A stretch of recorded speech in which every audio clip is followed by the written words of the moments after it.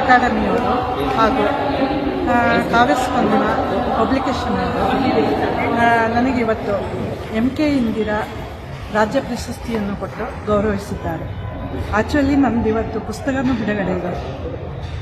ಮನೋಮೋಹಕ ಎಂಬ ಮಕ್ಕಳ ಕತೆ ಬಿಡುಗಡೆ ಆಗುತ್ತಿದೆ. ನಾನು ಇದುವರೆಗೂ 3000 ಎಬೋ ಅಂದರೆ 3000ಕ್ಕಿಂತ ಹೆಚ್ಚು ಅಡಿಗೆ ಲೇಖನವನ್ನು ಕರ್ನಾಟಕದ ಎಲ್ಲ ಪ್ರಮುಖ ಪತ್ರಿಕೆಯಲ್ಲಿ ಬರೆದು ಪೂರೈಸಿದ್ದೀನಿ.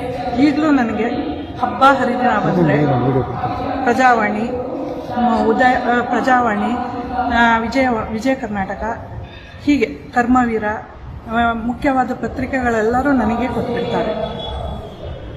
ಮಕ್ಕಳ ಕಥೆಯಲ್ಲಿ 150 ಪ್ರಮುಖ ಪತ್ರಿಕೆಗಳು ಎಲ್ಲ ಕರ್ನಾಟಕದ ಆಲ್ ಪತ್ರಿಕೆಯಲ್ಲಿ ಬರೆದಿದ್ದೀನಿ. ನನ್ನ ಗೋಲ್ ಏನಿದ್ದದ್ದು ಅಂದರೆ ಎಲ್ಲ ಪತ್ರಿಕೆಯಲ್ಲಿ ನಾನು ಬರೀಬೇಕು, ಅಲ್ಲಿಯವರೆಗೆ ನನ್ನ ಸಾಧನೆ ಮಾಡಬೇಕು ಅಂತ. ಅದು ನನಗೀಗ ಮುಗ್ದಿದೆ.